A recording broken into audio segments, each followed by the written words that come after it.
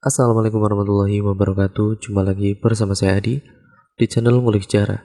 Dan pada video kali ini saya akan kembali lagi membacakan suatu kisah misteri ini. Yang kali ini masih tetap berjudul Ritual Penolak Jodoh. Yang kali ini memasuki part yang ke-9 yang merupakan part terakhir dari keseluruhan alur ceritanya. Jadi untuk kalian yang belum menonton part sebelumnya, saya sarankan untuk menontonnya terlebih dahulu agar kalian mengerti keseluruhan alur ceritanya dari awal sampai akhir. Cerita pada kali ini masih tetap ditulis oleh Sid_Safta. Nantinya kalian juga bisa mengunjungi thread beliau secara langsung. Yuk, daripada kita lama-lama, kita langsung saja menuju ke akhir dari keseluruhan ceritanya.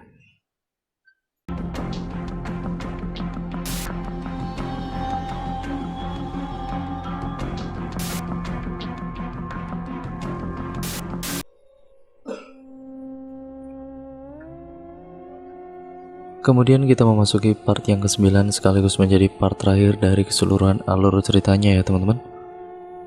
Melihat keadaan Hanif yang aneh, ia segera saja menggendong kakaknya di punggungnya. Tanpa peduli apapun, ia segera berlari dengan langkah cepat sembari menggendong Hanif dengan satu tangannya lagi membawa senter sword. Susah dan juga berat, tapi ia tidak ingin mempertaruhkan keadaan kakaknya yang bisa jadi akan gawat setelah tampak halaman belakang rumah mereka. Di depan pintu dapur belakang ada bangku dan kantong air yang sering dibuat wadah untuk menampung air bersih atau air hujan guna menyimpan bila sumur ataupun sumur kering atau lagi susah air. Segera Hanif didudukan dan kemudian ia basuh wajah, kaki dan tangan Hanif agar bersih dari sisa kuburan tadi. Hal yang sama pun ia lakukan pada dirinya, ditepuk-tepuknya pundak Hanif. Kang, sudah sadar Kang?" tanya Bara sambil mengawasi Hanif. Respon yang diberikan Hanif padanya hanya menggerakkan bola matanya mengikuti arah Bara berada. Dengan tatapan yang masih kosong, Hanif mengeluarkan suara yang sangat lirih, seakan-akan tubuhnya lemas tidak berdaya. Ya, sampai Bara harus mendekatkan telinganya pada bibir Hanif agar bisa mendengarkan kata-kata kakaknya itu. "Bawa masuk," ucap Hanif pada kala itu. Bara awalnya hanya mengernyitkan dahinya, tidak mengerti dengan perkataan Hanif. Oh, maksudnya mungkin disuruh bawa masuk Hanif ke dalam rumah, batin Bara. Ia segera mengangkat tubuh kakaknya dan menggendong kembali seperti biasa ataupun seperti tadi, masuk ke dalam rumah dan membawa tubuh Hanif masuk ke kamarnya.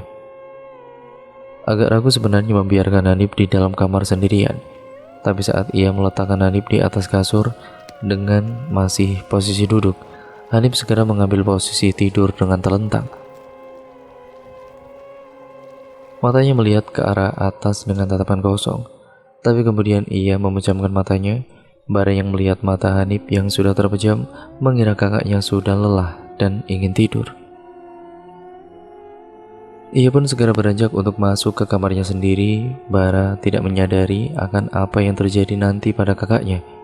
Ia pun merasa tubuhnya lelah. Ia sendiri merasa bodoh dengan melakukan ritual tadi.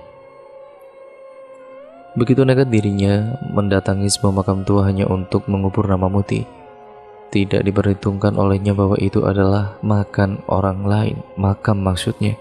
Bisa saja hal-hal buruk terjadi. Bara pun memejamkan matanya, berharap esok paginya akan cerah dan lelahnya hilang. Hari ini adalah hari yang berat. Bertemu Muti dan kembali kasar pada gadis itu. Kemudian ia nekat untuk melakukan ritual terberat ini. Setengah jam sudah lewat azan subuh. Abah dan juga emak Bara sudah terbiasa bangun sebelum subuh berkumandang. Saat mereka beraktivitas di dapur, emaknya yang sedang memasak nasi dan memasak air serta hendak membuat sarapan. Sedangkan abahnya yang berada di pekarangan rumah, mereka mendengar suara-suara aneh dari kamar Hanif. Penasaran mereka pun mendatangi kamar Hanif. "Astagfirullah," teriak emak Bara dengan nyaring membangunkan Bara yang tidur di kamar sebelah Hanif. Emak dan Abah terkejut melihat Hanif mendesis dan meliuk-liukkan tubuhnya. Kemudian berhenti. Hanif menunduk kosong. Tidak selang beberapa menit kemudian, Hanif malah tertawa dengan suara mirip perempuan dengan suara melengking yang mengerikan. Emak dan abahnya masih tidak mengerti apa yang terjadi pada Hanif. Anaknya ini seperti orang kerasukan. Ada apa, Mak? Kenapa? Bara tidak dapat melanjutkan kata-katanya. Ia melihat sendiri keadaan kakaknya itu. Emaknya hanya bisa menangis sedih, tidak tahu harus apa, sedangkan abahnya segera menghubungi anak sulung mereka untuk segera datang dengan mencari orang pintar untuk melihat keadaan Hanif sekarang ini. Keadaan Hanif sendiri kini melompat-lompat di atas kasurnya dan tertawa cekikikan seperti anak kecil. Bara tidak mengerti kenapa kakaknya bertingkah dengan berubah-ubah begini. Apanya kemudian mendatangi Hanif, mencoba untuk menenangkan sebisa orang tua itu bisa. "Hanif, nak, tenang ya nak, lawannya," ucap abah dengan suara lembut. Hanif menoleh kemudian menyeringai pada abahnya. Seringaian itu pun kian lebar dan benar-benar kian mengerikan. Kemudian Hanif tiba-tiba pingsan. "Ah, jangan Nif," ujar emak berteriak sambil menangisi anaknya yang tiba-tiba seperti ini. Bara tidak mengerti keadaan kakaknya ini kenapa. Ia melihat masih subuh saat ini. Apa sekarang gangguannya beralih pada tubuh Hanif? Tanya Bara dalam hati. Bara dan Abah membetulkan posisi tidur Hanif agar nyaman. Abah memberikan pesan kepadanya untuk menjaga Hanif. Abah dan emak kembali melanjutkan aktivitas mereka dengan perasaan yang tidak seceria saat mereka bangun tidur tadi. Ada ketakutan yang membayangi pasangan lanjut usia tersebut. Akan terjadi hal yang buruk pada anak mereka. Pagi itu sarapan keluarga Bara tidak seperti pagi sebelumnya. Keheningan menemani pagi mereka. Tidak ada dari mereka yang membuka suara untuk mengobrol. Dan kebetulan ini adalah hari Minggu. Biasanya kakak-kakaknya akan datang mengunjungi rumah orang tua mereka. Karena ketika kakaknya memang masih tinggal di kelurahan yang sama, hanya jarak dan beda desa yang mereka terpisah tentunya. Tepat pukul 7:15 pagi, kakak laki-laki tertua Bara datang. Ia tidak berhasil membawa orang pintar sesuai permintaan abahnya itu. Karena ia pun tidak tahu apa yang terjadi pada Hanif, sehingga ia memutuskan untuk melihat keadaan adiknya dulu. Mereka bercakap-cakap sebentar mengenai keadaan Hanif tadi subuh sekilas.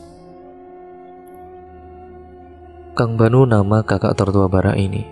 Setelah menerima penjelasan dari Abah, segera masuk ke kamar Hanif.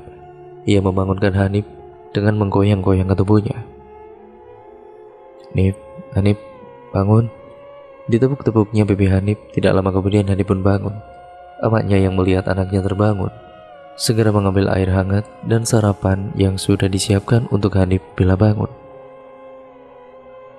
"Banu, iya sarapan kir Hanif," ucap emak menyodorkan makanan dan minuman untuk Hanif. Hanif yang sudah sadar merasakan keanehan melihat keluarganya berkumpul di kamarnya. "Kenapa pada di sini?" tanya Hanif sambil mengerutkan keningnya. "Mana yang sadar?" Kang Banu malah bertanya balik pada Hanif. "Memangnya aku kenapa, Kang?" "Kesurupan," seru Kang Banu yang membuat Hanif membeliakan matanya kaget tidak percaya. "Makan dan juga minum dulu, nanti kita ngobrol lagi," ucap Kang Banu lagi, dan ada kelegaan dari abah dan emak melihat keadaan Hanif yang telah pulih. Terlebih sekarang Hanif makan dengan lahap sekali. Tidak sampai 10 menit makanan itu ia tandaskan. Setelah selesai minum, Hanif ingin berbicara pada Bara berdua saja, tapi karena masih ada Kang Banu, ia urungkan niatnya tersebut melihat keadaan Hanif yang cukup baik. Kang Banu pergi beranjak sebentar ke arah dapur. Hal ini dimanfaatkan Hanif untuk berbicara pada Bara. "Bara, Akang mohon hentikan segalanya terkait Kang Aji. Tinggalkan Bara. Kembalilah ke kota dan bekerja kembali seperti sedia kala," ucap Hanif dengan telus. Ia menghela napas dalam-dalam kemudian berkata, "Percaya Akang Bar, bukan Muti yang mengirimkan gangguan kepadamu. Akang mohon, ya, Akang benar-benar mohon maaf atas segalanya juga. Harusnya kamu tidak perlu melakukan hal-hal bodoh macam ini. Jangan tiru Akang. Akang sudah banyak dosa. Kali ini percaya Akang. Hanif tidak melanjutkan kembali kata-katanya karena Kang Banu sudah masuk kembali ke kamar. Kakak beradik itu mengobrol seru bersama.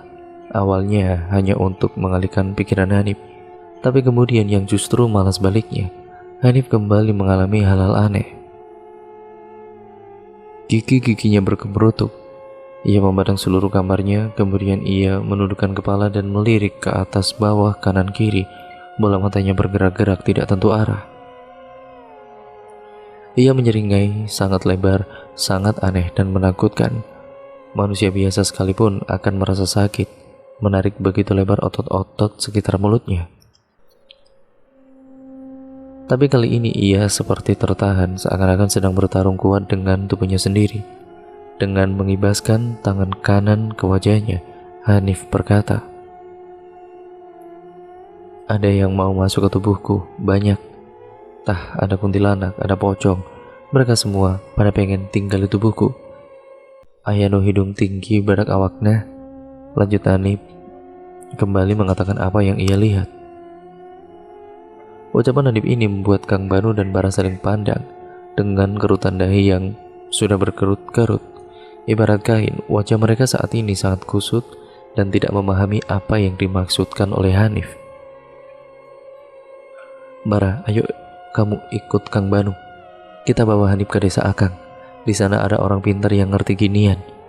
Kita nggak ngerti.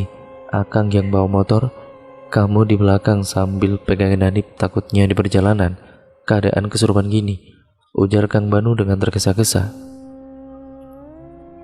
Kemudian ia menepuk pundak Hanif. "Hanif, sekuatnya kamu lawan mereka yang mau masuk.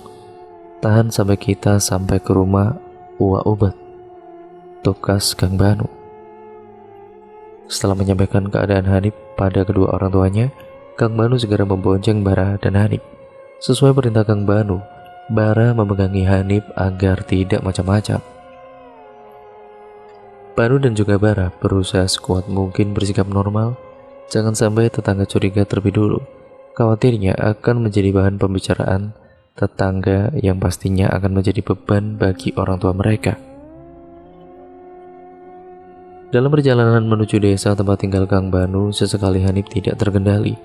Kadang bertingkah layaknya monyet dengan bibir yang digerakkan macam moyet ketika menguap. Tapi tiba-tiba menangis seperti suara perempuan sampai menari-nari dengan kondisi ingin berdiri. Untungnya Bara sigap memegangi Hanif, kalau tidak ya mereka berdua akan oleng dan terjatuh dari motor. Desa Kang Banu tidak terlalu jauh. Bisa ditempuh dengan waktu sekitar ya 20 menit. Saat ini mereka telah sampai di rumah Uwa Ubed, orang pintar yang dibilang oleh Kang Banu tadi. Kang Banu masuk terlebih dahulu untuk menyampaikan maksud kedatangannya, kemudian membawa Hanif masuk ke dalam rumah dengan duduk beralaskan tikar sederhana dengan lantai rumah yang hanya kayu karena rumah Uwa Ubed adalah rumah panggung. Uwa Ubed memeriksa keadaan Hanif dengan sangat teliti, sedangkan yang diawasi Hanif hanya sesekali menunduk kemudian menyeringai. "Belajar ilmu apa adikmu itu, Banu?" tanya Uwa Ubed. Banu yang tidak mengerti, ia justru kaget dan heran. Ilmu? Ilmu apa? Ia tidak pernah tahu kalau Hanif sedang belajar ilmu. Bahkan Hanif tidak mau sekolah, batin Kang Banu. "Hanif enggak sekolah, Uwa." Hanya itu jawaban yang diberikan oleh Kang Banu. "Cih, kamu ini, adikmu itu sedang belajar ilmu kebatinan, malah mendekati ilmu hitam. Masa kau tidak tahu?" cibir Uwa Ubed. Kemudian dia mengalihkan pandangannya pada Bara yang terduduk. "Hei, budak Kasep, kalian belajar ilmu apa dan di mana?" tanya Uwa Ubed dengan nada merendahkan. Anu Uwa, di Kang Aji dari desa Karangsetra, tapi saya masih baru ikut," ucap Bara dengan takut. Yang ia takutkan adalah respon Kang Banu kakaknya. Goblok kamu ya. Aji itu masih piyik, ibaratnya masih anak ayam, tapi sudah sombong mengajarkan ilmu mentah begini. Kenapa kalian ikuti?" Untuk apa kalian belajar begini? Kasep, kamu itu udah kasep, masih mau pasang susuk? Kang Banu menatap tajam pada Bara seakan meminta penjelasan darinya mengenai ucapan Uwa Ubed. Enggak Uwa, bukan karena itu, ujar Bara menunduk takut. Banu, adikmu ini ketempelan jin, banyak sekali yang ingin masuk ke dalam tubuhnya. Aku rasa ada yang sengaja mau mencabut ilmunya dengan cara kotor. Tidak hanya itu Banu, adikmu ini sudah pasang susuk juga. Aku gak akan bisa berbuat banyak, ini memang masih dalam tahap awal, tapi risikonya adalah fisik adikmu. Ia tidak akan mampu bertahan lama karena harus terus-menerus bergelut dengan jin yang ingin masuk. Aku harus menyampaikan resikonya adalah kematian. Pahit memang yang dikatakan oleh Uwa, tapi pria tua itu harus menyampaikan keadaan yang sesungguhnya agar nanti menyiapkan diri. Tapi siapa yang pernah siap dengan kematian? Budak Kasep, jangan lagi datang ke rumah Aji, biar aku nanti yang mendatangi Aji. Kamu juga jangan datang ke rumah gadis yang ada di Karangasih. Kamu kena pele dia. Para pematuk mendengar ucapan Uwa Ubed, bagaimana tahu si Uwa ini, sedangkan Bara sendiri tidak pernah cerita apapun dan belum pernah bertemu dengan Uwa Ubed. Melihat Bara yang sepertinya bingung dan juga terkejut, Uwa Ubed menyampaikan, aku pernah beberapa kali bertemu di jalan denganmu dan berboncengan dengan gadis Karangasih itu. Keluarganya sangat terkenal dengan peletnya, dan ia pun melakukan pelet terhadapmu. Aku baru tahu kalau kamu anak si Salman dan adik si Banu. Kamu hampir jarang ada di kampung kan? Kita jarang bertemu, dan Uwa sangat kenal siapa gadis itu dan keluarganya. Tapi kamu boleh percaya atau tidak kata-kata Uwa. Kemudian Uwa Ubed memberikan mandatnya pada Kang Banu. Banu, kamu harus jaga Hanif, karena ini masih dalam tahap awal, akan banyak jin di sekitar yang mencoba menempel dia. Sebisa mungkin ajak bicara jangan biarkan sendirian. Tapi aku khawatir bila malam ia akan menjadi-jadi. Kalian sekeluarga harus siap. Tidak ada mantra atau hal apapun yang bisa aku lakukan. Uwa juga gak bisa menyuruh kalian harus berbuat ini dan itu. Uwa akan datangi Aji. Yang kalian lakukan adalah menjaga Hanif. Nanti akan aku usahakan untuk malam ke rumahmu. Sampaikan salamku untuk abah kalian. Setelah mengucapkan kata terakhirnya, Uwa Ubed menyuruh membawa pulang Hanif. Ia hanya memberikan air dalam botol mineral berukuran 1,5 liter untuk disiramkan ke kepala Hanif dan juga diberikan untuk minum hanya sebagai penangkal sementara. Setelah mengetahui fakta yang mengejutkan mengenai Aji dan juga Iva, Bara semakin merasa bersalah. Ia mengusap wajahnya dengan kasar. Ia pun harus siap mendapatkan amarah dan tuntutan atas penjelasannya mengenai hubungan Aji dan Hanif dari Kang Banu. Bi, ayolah tolong Iva sekali lagi. Iva gak bisa kehilangan Bara begitu saja, Bi. Iva memelas bantuan pada bibinya, yang memang seorang dukun yang terkenal dalam hal melet-memelet. Banyak orang-orang yang di luar desa bahkan dari kota yang datang ke rumahnya agar dibantu memikat lawan jenis. Gesta bisa Bibi. Bibi cuma bisa bantu kamu dengan ngasih liontin dan minyak wangi aja. Bahkan Bibi sudah salah juga karena mengirimkan mimpi-mimpi buruk. Harusnya nggak boleh Bibi lakukan. Bibi bahkan sudah ditegur oleh Uwa Ubed. Dia orang pintar, paling senior dan disegani di sini. Bibi nggak berani melawan Uwa Ubed itu. Bisa habis Bibi nantinya. Mendengar jawaban bibinya yang ketakutan terhadap si Uwa itu, Iva merasa sangat kecewa dan marah. Sudah 2 minggu ini Bara tidak membalas pesan WA dan mengangkat panggilan darinya. Bahkan terakhir 2 hari lalu hingga hari ini nomornya telah diblokir.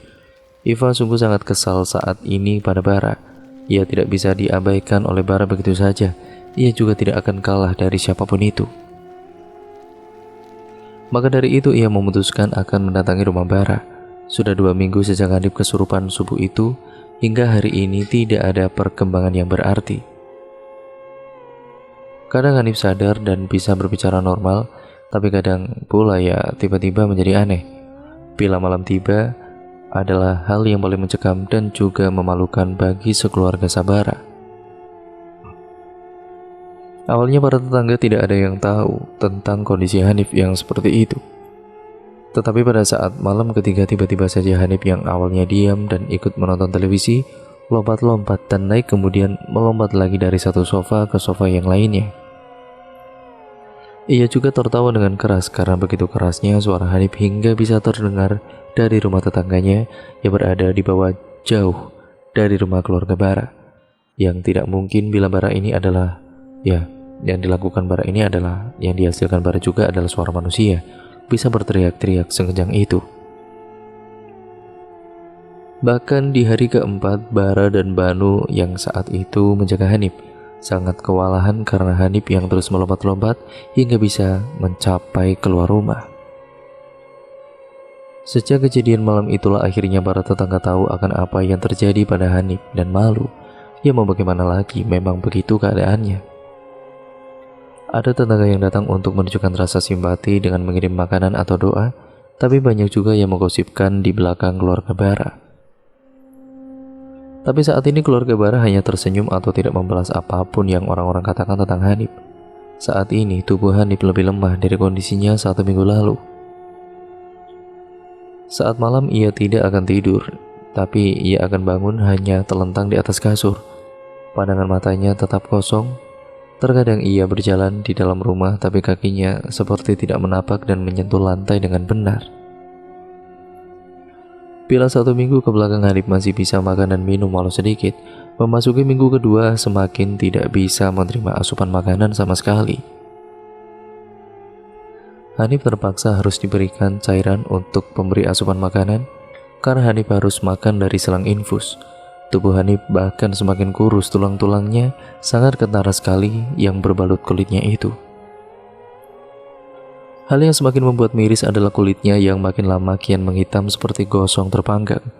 Dokter desa yang memeriksa Hanif hanya bilang Hanif terkena sakit tipus. Tapi tentu saja dokter hanya bisa menyimpulkan demikian karena Hanif memang susah makan karena tentu saja karena kondisinya seperti itu dia susah makan secara langsung. Emak dan kedua teteh Bara pun hanya bisa meratapi dengan tangisan dan doa selama dalam setiap sholat mereka. Bila pagi hingga sore Bara menemani abahnya bekerja dan saat waktu pasar tiba, Abah dan Bara saja yang berjualan. Sedangkan saat malam, Kang Banu dan Bara akan menjaga Hanif. Beberapa teman Hanif bahkan juga ikut membantunya. Mereka ikut mendoakan kesembuhan kakak Sabara itu. Uwa Ubed pun beberapa kali menemani Banu dan Bara menjaga Hanif. Sore hari Abah, Bara, dan Kang Banu mereka berkumpul bersama Uwa Ubed yang juga datang untuk melihat keadaan Hanif bagaimana. Salman, aku tahu ini berat bagi keluarga kalian, tapi aku harus menyampaikan ikhlaskan Hanif bila ia harus dipanggil. Saat ini tubuhnya tergolek lemah, sudah 2 minggu bahkan, dan Hanif bahkan tidak buang air kecil ataupun buang air besar. Apakah normal manusia begitu? Ini bukanlah pertanyaan dari Uwa Ubed. Akan tetapi Uwa Ubed lebih kepada memberikan pendapatnya. Apakah normal manusia bisa tidak makan dan minum, tidak pula buang hajatnya selama beberapa hari bahkan sampai 2 minggu? Apa yang mendengar ini hanya mendesah saja. Aku ikhlas diberi Allah cobaan seperti ini. Hanya saja kenapa anakku jadi begini? Itu kamu belum ikhlas, Salman. Aku tidak tahu apa yang terjadi antara Aji dan Hanif. Tapi bila memang ini perbuatan Aji, memang iya. Aji dengan sengaja mencabut ilmu Hanif tanpa diketahui Hanif. Lalu ia mengirim bala yang justru mentah dan kembali kepadanya. Maksudnya Ubed? Orang tengarti? Tanya Abah penasaran dengan penjelasan Uwa Ubed. Aji dia yang menanam, tapi dia mencabut dengan paksa, tidak melihat resikonya. Sedangkan ilmunya masih cetek. Saat aku menemuinya 1 minggu lalu, Aji bahkan jadi gila. Dia gila karena ilmunya sendiri, seru Uwa Ubed. Kemudian ia melanjutkan kembali ucapannya. Yang aku dengar dari kasak-kusuk anak-anak yang ikut sama Aji, ada masalah tentang uang dan perempuan yang melibatkan mereka berdua. Tapi aku tidak tahu harus tanya siapa karena saat ini Hanif dalam keadaan begini. Sedangkan Aji jadi gila. Bahkan sekarang Aji dibawa keluarganya ke Cianjur. Apa kamu mau menuntut Aji? Karena apa? Santet, mana buktinya? Aba, Banu, dan Bara hanya meratapi dan meresapi setiap kata yang keluar dari mulut Uwa Ubed. Dan memang benar yang dikatakan oleh si Uwa. Keluarga mereka tidak akan bisa membawa masalah ini ke jalur hukum. Terlebih lagi Kang Aji sendiri sudah menjadi gila. Awalnya Bara tidak percaya bila Kang Aji menjadi gila. Akan tetapi ia nekat mendatangi rumah Kang Aji tanpa sepengetahuan siapapun di siang dan malam hari. Ia melihat sendiri bagaimana Kang Aji mengalami hal yang sama seperti Hanif. Badannya yang berisi cenderung gemuk itu pun menjadi kurus. Bahkan jenggotnya kian lebat saat Bara melihatnya untuk terakhir kali saat itu. Akangmu harus bersin, dan bila ia buang air kecil saja atau buang air besar, mungkin ada harapan ia bisa perlahan kembali. Tapi aku tidak bisa memastikannya. Kita ini manusia bukan Tuhan, jawab Uwa Ubed dengan tegas. Mendengar jawaban Uwa Ubed, Bara memutuskan keluar rumah. Ia ingin mencari angin segar, pikirannya terlalu kusut. Ia membawa motornya ke arah PLTA Saguling. Setelah sampai di jembatan, ia menghadap waduk besar di hadapannya ini. Tangannya berpegangan pada pembatas jalan jembatan. Jembatan ini tidak terlalu ramai kendaraan sehingga ia akan aman saja. Ia teringat-ingat dengan perkataan Fadil. Apakah kesyirikan harus dibalas dengan kesyirikan? Kata-kata Fadil begitu menggema. Fadil, temannya itu, sudah mengingatkan akan ada resiko yang terjadi, dan kini ia menyesali atas tindakan bodohnya itu. Ia sekarang sudah taat dan rajin melaksanakan sholat. Sampai saat ini merasa salah dan menyesal atas apa yang terjadi pada Hanif. Dan ia pun merasa bersalah pula pada Muti. Bara teringat kembali perkataan Hanif saat masih sadar bahwa bukan Muti yang mengirimkan gangguan dan justru itu adalah Iva. Nomor Iva pun sudah ia blokir. Ia sudah tidak ingin menemui gadis sialan itu. Akan tetapi tampaknya Bara salah. Di jembatan Saguling ini, di sore hari ini ia justru bertemu dengan Iva yang awalnya akan menemui Bara di rumahnya. Justru malah bertemu Bara di Saguling karena ia melihat Bara yang mengendarai motornya dan mengikuti kemana Bara pergi. "Aa," panggil Iva. Bara menoleh. Kali ini ia menatap Iva dengan tatapan tajam dengan rahang yang mengeras.